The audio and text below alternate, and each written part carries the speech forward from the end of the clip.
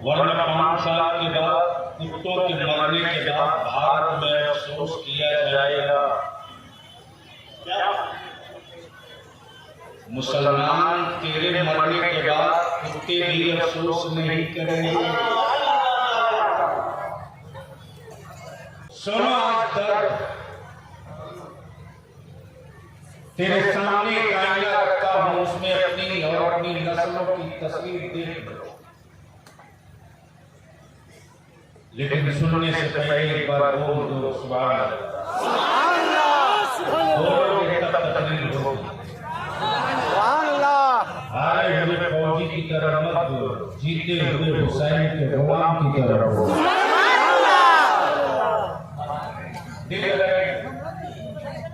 हिंदुस्तान का कोई है जिसे सुनने के लिए अहले सुन्नत का हर नौजवान दूर दराज का सफर करके चलता और कहते हुए चलता है कि दिल का शाही आ है। अल्हम्दुलिल्लाह मुझे नाज है कि जमींदारी शरीयत की तहरीक बेदारी का वीडियो मैंने बनाया है।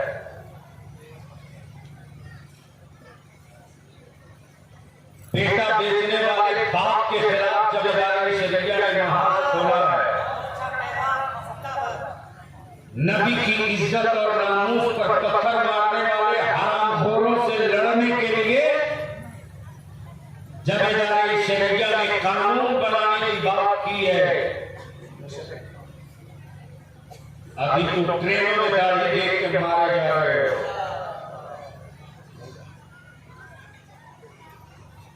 अभी तो टोपी और दाढ़ी देख के ठोके जा रहे हो। अभी तो तुम्हारी बेटियों का निकाब और हिजाब देख करके सीटी में लगाया जा रहा है। अगर होश में नहीं आए तो लिख लेना ये बात कि भारत में कुत्तों के मरने के बाद अफसोस किया जाएगा। तेरी औलादों के मरने पर कुत्ते भी अफसोस नहीं करेंगे। अल्हम्दुलिल्लाह चाहे दिल का शाही, दिल का सराचली, हबीबुल्लाह रशीद, मौलाना मोहम्मद अख्तर जमाली, मौलाना डॉक्टर अब्दुल रज़ाक, मौलाना सैफुल्लाह अली, मौलाना आसिफ इकबाल, अहले सुन्नत का हर नामवर खतीब और शायर सबसे पहले अपना सीना देकर बोला पियारी साहब खुद को जीने के लिए मेरे रब ने बहुत दे दिया है।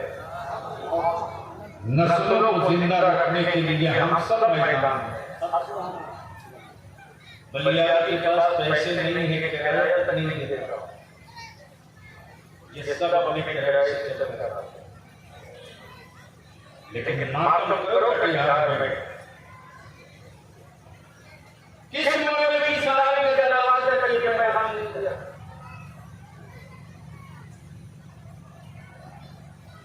किस प्रखंड का मौलवी है जिसकी नौकरी के लिए पंजाब में उसकी इज्जत नहीं चाहिए?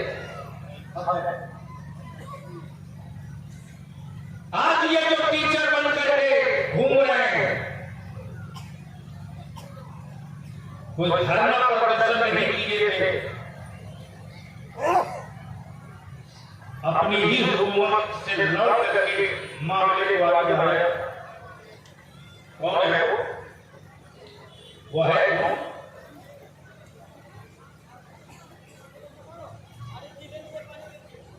लेकिन जब आवाज कीजिए माफ कीजिएगा, मौलवियों ने कहा मेरे आने जाने का किराया कौन? दुनिया की सारी कौमें,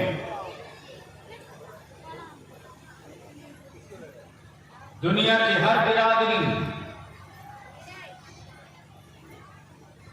भारत में छोटी आबादी हो कि बड़ी आबादी, उसकी एक हैसियत है। लेकिन 19 से 20% होने के बावजूद भी मुसलमान तेरी हैसियत, तेरी औकात कुछ भी नहीं है।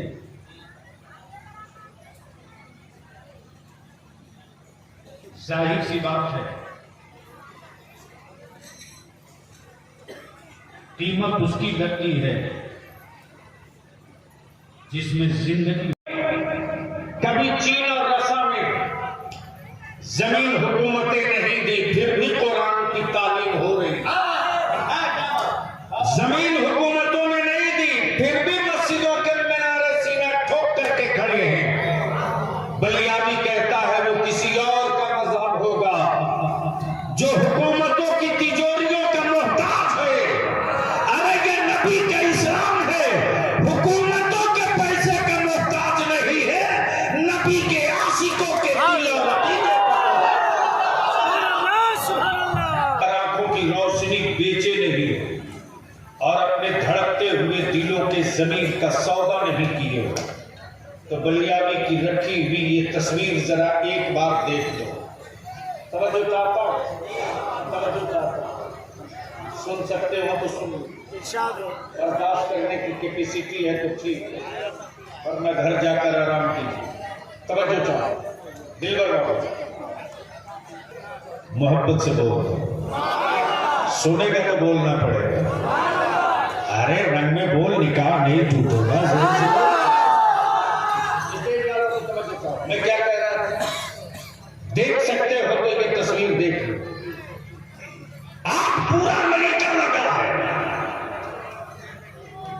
जिस इस्राइल ने यकीन कर लिया था कि अब ये दोबारा नबी वाले फलस्तीन में सर नहीं उठाएंगे,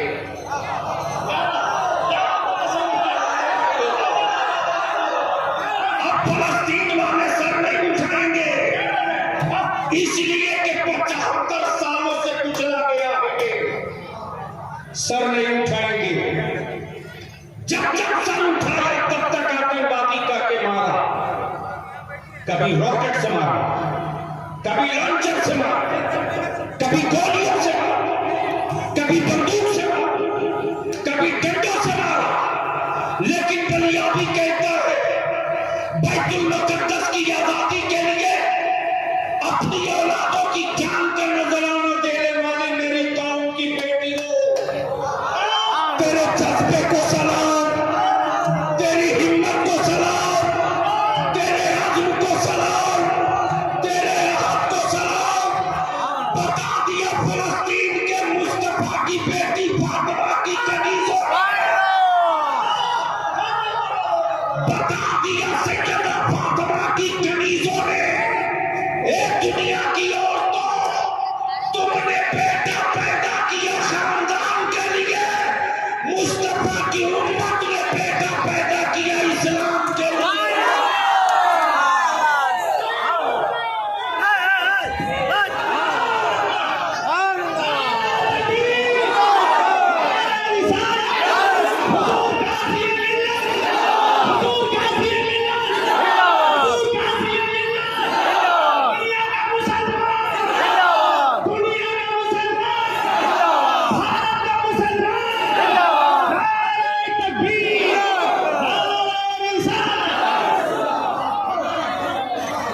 सुनोगे तो बैठ जाओ, समझ जाओ। अगर किसी को डर लगता है तो जा सकता है, मेरी तरफ से छूट है। जिसका हाथ कमजोर हो वो निकल ले, मेरी तरफ से छूट है। रोज बलियाबी को दीगर भक्तियां मिलती है, चुप कब होगे? मैंने कहा कि दुनिया की अब तक कोई ताकत नहीं पैदा की इस जमीन पर जो नबी के गुलामों को चुप करा दे। जब सारी दुनिया का कुफ्र मिलकर बदर में 313 को चुप करा, काश में पत्थरों की गोद में आज ये गुफ्तगू नहीं करती।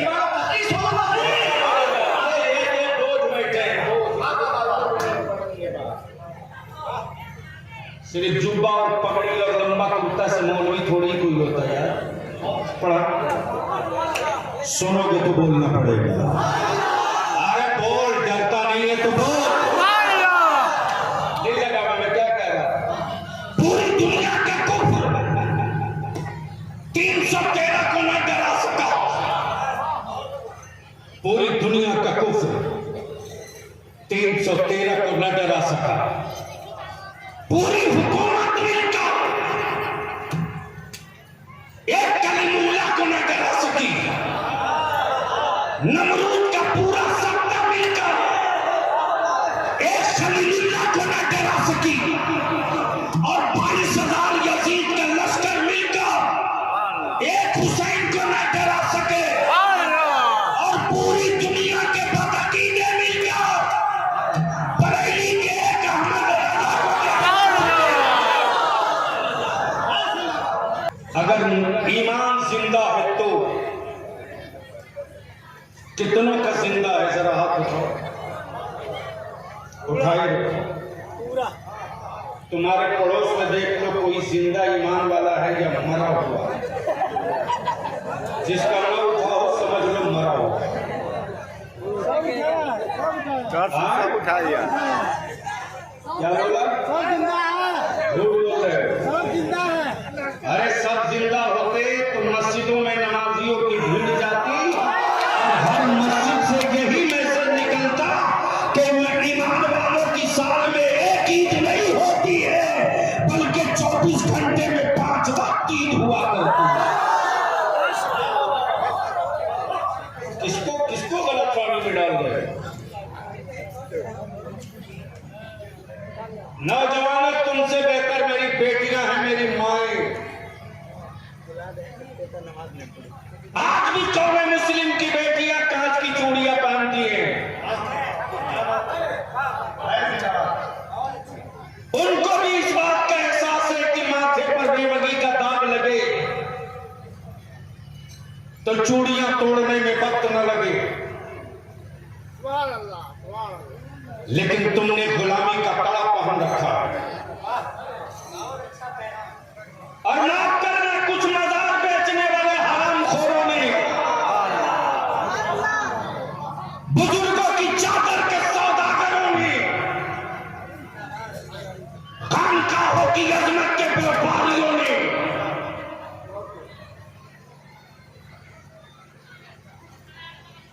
जो गैरों की पहचान थी वो मेरे बच्चों की कलाइयों में बांध दिया।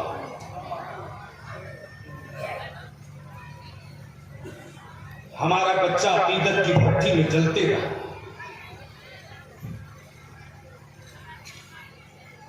हुल्ला बोल होगा।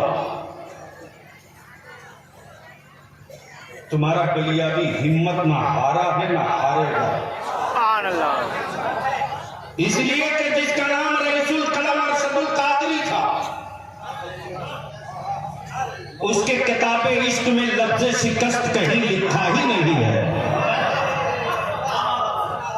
लफ्ज़ शिकस्त शायद तर्जमा करके बताना पड़ेगा।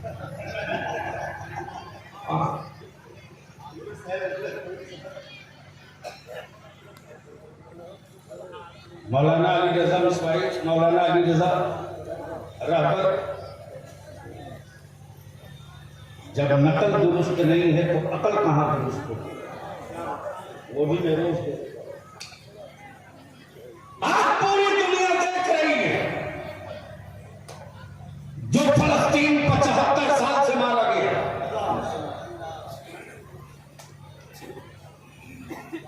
उसी बैतुल मुक़द्दस के सहन में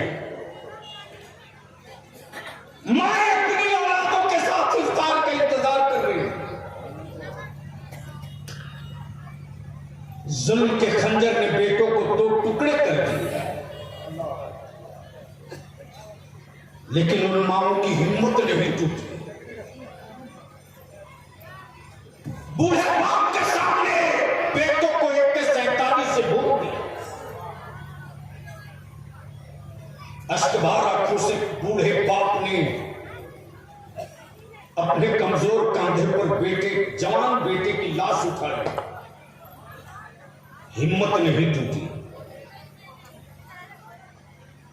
75 साल मारते रहे और कहते रहे आतंकवादी है। भारत में जो पहली आवाज निकली है फलस्तीन की हिमायत में, वो आवाज किसी और की नहीं, इसी तेरे बलियादी की है। और मैंने खंड ठोक कर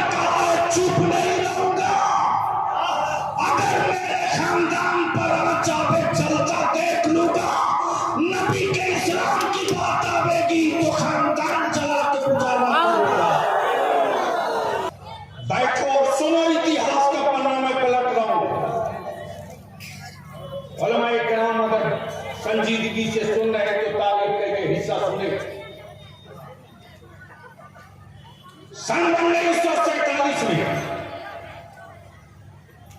जर्मनी में हिटलर ने यहूदियों को निकाला,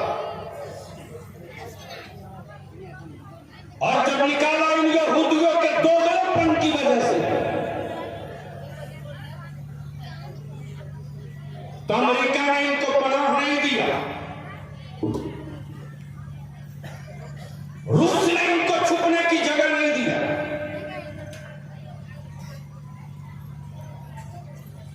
आज जो लोग इजराइल के पक्ष में खड़े हैं वो भक्त नहीं जगह दिए, लेकिन जब कई मुल्कों से फटे लौटे थे तो रहमत आलम की उम्मत ने फलस्तीन में इनको जगह दी, और सिर्फ जगह ही नहीं दिया, कहा भूखे हो मैं खाना खिलाऊं। फलस्तीन के ईमान वालों ने कहा भूखे हो आओ मैं रोटी दूंगा। तुमको किसी ने पानी नहीं पिला। हम उस हुसैन के मानने वाले हैं कि अपने दुश्मन को भी पानी पिलाते हैं। आओ जगत ठहरने को दिया, खाने को दिया, और अमेरिका की रचना जिसको यूएन अक़वाम मुत्तहिदा कहते, ब्रिटेन ने, अमेरिका ने, लंदन ने, इटली ने मिलकर के उन यहूदियों को, कब्जा करने वाले यहूदियों को इस्राइल मुल्क नाम का एक मान्यता दे दिया। क्या इससे कोई माई कलाल झुठला सकता है? भैया भी चुनौती देकर कहता हिम्मत है तो और किसी मैदान में मुसलमान गुनहगार हो सकता है, गद्दार नहीं हो सकता। मुसलमान गरीब हो सकता है, किसी का रोटी चोर नहीं हो सकता। इसलिए कि रोटी चुराने का सबक नबी ने नहीं पढ़ाया है, भूखों को रोटी खिलाने का सबक मुस्तफा ने पढ़ाया। ये तारीख, दोनों की तारीखें, भारत में अंग्रेजों के खिलाफ जब राष्ट्रपिता बापू अंग्रेजों से भारत की आजादी की जंग लड़ रहे थे, साथ में नागपुर का कोई बाबा नहीं था, हाफ पैंट वाला कोई चड्डी छाप नहीं था, बल्कि अंग्रेजों के खिलाफ जिहाद का फतवा देने वाला नबी के इल्म का वारिस अल्लामा फजल हक खैराबादी था, अल्लामा अशफाकुल्लाह थे, अल्लामा किफायत अली थी, मौलाना मजहरुल हक सीवान थे, खान अब्दुल गफ्फार खान थे। उस वक्त विक्टोरिया के गुंडों ने यह कहा था भारत की आजादी की बात करने वाले आतंकवादी हैं, भारत की आजादी की बात करने वाले दहशतगर्द थे, भारत की आजादी की बात करने वाले टेररिस्ट थे। भून दो इनको गोलियों से, भून दो इनको गोलियों से। जलियाना वाला बाप चीख चीख कर कह रहा है गोलियों के निशान अब भी बचे हैं, अब भी बचे। दिल्ली से लेकर बंगाल तक शेख सासूरी रोड में कोई पेड़ ऐसा नहीं था जिस पेड़ पर किसी मुसलमान की लाश न लटक रही हो। वो इसलिए कि वो अपने भारत की आजादी की जंग लड़ रहे।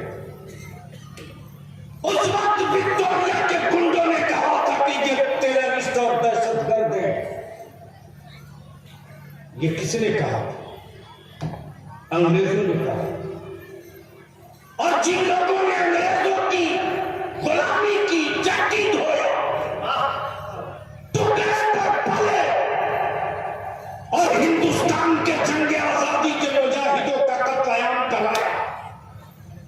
वो हरामखोर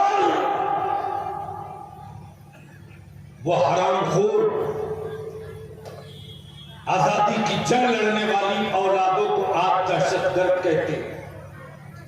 अदालतें चुप, जिन्हें वोट देकर तुमने सत्ता में डालोगे वो भी चुप। बता कौन लीडर किस पार्टी का लीडर तेरी औलादों की हिमायत में खड़ा हुआ, बता। इसलिए कि तुम बोझ हो, तुम मरी हुई लाश, तुम में डिसीजन की कोई औकात नहीं है। लेकिन बता दिया नबी वालों ने कि 75 साल लुटने के बावजूद भी बैतुल मुकद्दस के साए तले एक फैसला ले लिया। तो आज अमेरिका बाप कर रहा है, आज इजराइल दादा कर रहा है, और ये कहने पर मजबूर हो रहा है कि सबसे लड़ा जा सकता है, नबी के गुलामों से कभी जीता नहीं जा सकता। मैं जानता हूं कि कल सुबह सवेरे से फिर तूफान आएगा, लेकिन बलियाबी की उसकी कोई परवाह नहीं।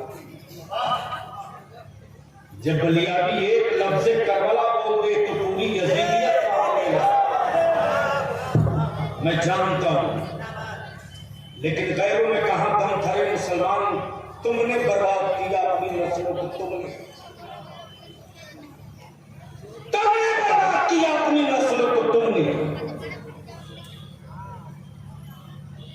माफ करना, कल भारत में कुत्ते मरेंगे तो अफसोस किया जाएगा, तेरे मरने के बाद कुत्ते भी अफसोस नहीं करेंगे। लिख ले, वो दिन सामने दिख रहा है। तुम्हें